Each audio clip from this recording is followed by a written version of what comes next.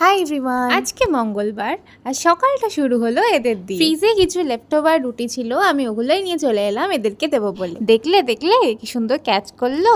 আমি না একটু ওই থিওরিটাতে বিশ্বাসী, যেটাই বলে না জীবে প্রেম করে যেইজন সেইজন সেবিছে ঈশ্বর। আর এদিকে এর রিয়াকশনটা তো শুধু দেখো।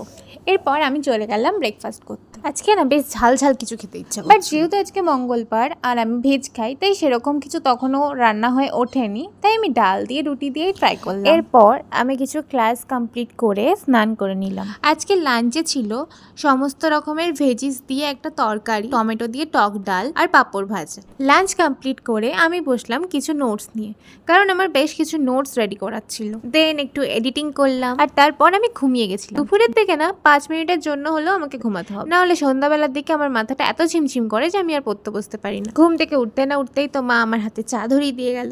আর তারপর মা আর পুচুর এই রঙ্গভঙ্গি দেখতে দেখতে তো আমি হেসে হেসে লুটোপুটি খাচ্ছিলাম। এরপর আমি চলে গেলাম ঠাকুর ঘরে, একদম সন্ধ্যা দিয়ে বসে পড়লাম হনুমান চল্লিশা পাঠ করতে। আগে না আমি দিনের বেলার দিকে হনুমান চল্লিশা পাঠ করতাম, বাট রিসেন্ট আমি কিছু আর্টিকেলে পড়ছিলাম হনুমান চালিশা নাকি সন্ধ্যার পরে পাঠ করাই শ্রেয়। এই ব্যাপারে যদি তোমাদের কিছু জানা থাকে কমেন্ট করো। এরপর আমি পড়তে বসে গেছিলাম আর তারই মাঝখানে আইসক্রিমটা আমার বাবা এনে দিয়েছে। রাতে ডিনারের ক্লিপস নিতে আমি ভুলে গেছি আর তারপরে নেল পলিশ পরেছিলাম, সেটাই তোমাদেরকে শো করছি। আর এখন বাজে রাত 2টো আর আমি ঘুমাতে যাচ্ছি। Okay bye.